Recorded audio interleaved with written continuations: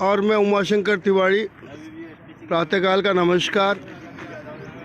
मैं मलाना चौड़ कस्बे से लाइव हूँ और यहाँ की जो मुख्य समस्या है वर्तमान में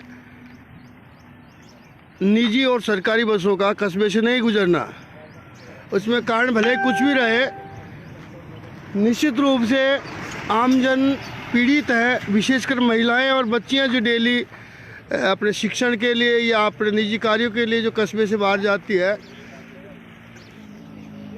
उनको इससे ज़्यादा परेशानी है। 1-1 किलोमीटर दोनों ओर जाना पड़ता है।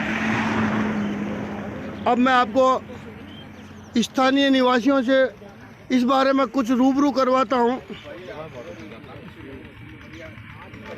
ये क्या नाम है इनका? ये पायल महावर है। डेली ये अपने, आप क्या कर रहे हो, अपने बारे में जानकारी दो। डेली कहाँ जाते हो, क्या परेशानी है आपको, बोलिए। डेली आप एचटीसी कॉलेज जाते हो, तो आपको घर से यहाँ तक आने में कितनी दूरी? 1.5 किलोमीटर। ये हाँ, घर से बाईपास तक आने में 1.5 किलोमीटर की दूरी डेली तय करनी पड़ती है। और विशेषकर शाम को जब कॉलेज से आते हैं ये, तो शाम हो जाती है, कई बार अंधेरा हो जाता है। गार्जियन अगर घर पे नहीं हो तो बड़ी दिक्कत होती है। अंधेरे में ही घर तक पहुंचना होता है, जहां सुरक्षा की बात भी रहती है। और अब आपको मिलवाता हूं, हमारे यहाँ जो डेली लोग आते हैं, उसके साथ ही हमारे रिश्तेदार भी आते हैं, तो उनको भी काफ़ी खासी परेशानी होती है। हमारे यहाँ पधारे बाहर से, उनसे मिलवाता हूँ। आप कहाँ से पधारे हैं? सर कोटा से।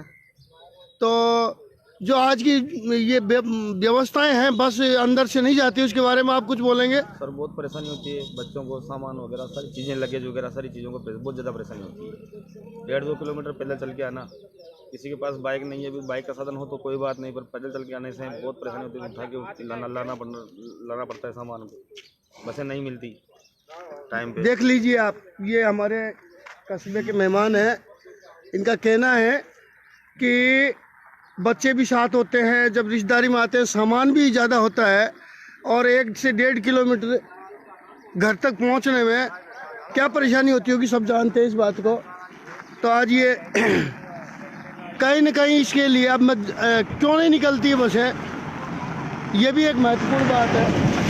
हमारे स्थानीय निवासी गजराज जी से मैं बात करता हूँ। आप क्या मानते हैं, क्यों नहीं निकलती यहाँ से कस्बे से बसें? सर ये प्रशासन की कमी है एक तो, और गांव वालों की भी कमी है, क्योंकि गांव वाले इस बारे में कोई ध्यान ही नहीं देते। जैसे किस बात का ध्यान दे भाई? इनको प्रशासन को, रोडवेज प्रशासन को पाबंद किया जाए। देखिए, मेरा जितना मानना है गजराज जी, कहीं न कहीं ग्राम पंचायत इसमें महत्वपूर्ण दोषी है। ग्राम पंचायत अपने कर्तव्यों पर ध्यान नहीं दे रही। उसी का कारण है कि पूरा बस स्टैंड अतिक्रमण से पटा हुआ है। पीडब्ल्यूडी भी दोषी है इसमें, कि जो अपने रोड की ओर ध्यान नहीं दे रही है। तो और दोषी तो कस्बे वाले भी है, या अपनी जो मांग है उस पर ही ध्यान नहीं दे रहे। देख लीजिए आप, बराबर विद्यार्थी बच्चियाँ जो डेली आती जाती है, आ रही हैं यहाँ इतनी दूर आकर के, सुनसान जगह पर जो हमारा बाईपास है उस पे आकर के इनको बैठना होता है। और यह एक बहुत ही बड़ी चूक है मलाना चौड़ के लिए। और मैं और मिलवाता हूँ आपको।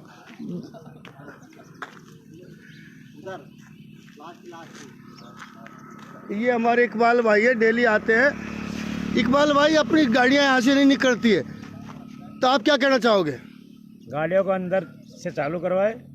क्या कमियां हैं, क्यों नहीं जाती अंदर से? आपको भी संज्ञान में आया होगा, आप डेली आते जाते हैं। ये अपने पंचायत के सरपंच की कमी है। क्या कमी मानते? गाड़ियों को अंदर से निकलवाए।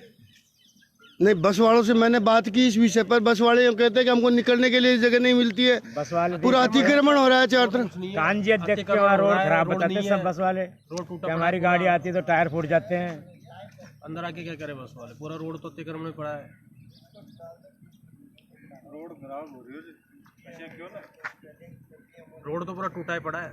हाँ बिल्कुल, रोड टूटा है, रोड बिल्कुल खराब स्थिति में है। इस विषय पर हमने निजी और सरकारी बसों के जो संचालक है उनसे भी चर्चा की, तो उन्होंने एक ही बात कही कि दो समस्या है हमारी कस्बे से निकलने में, रोड खराब है, दूसरा अतिक्रमण रहता है, एक गाड़ी को निकलने में आधा घंटा खराब हो जाता है, जो हमारे लिए ठीक नहीं है, हम लेट हो जाते हैं। यही मुख्य कारण है।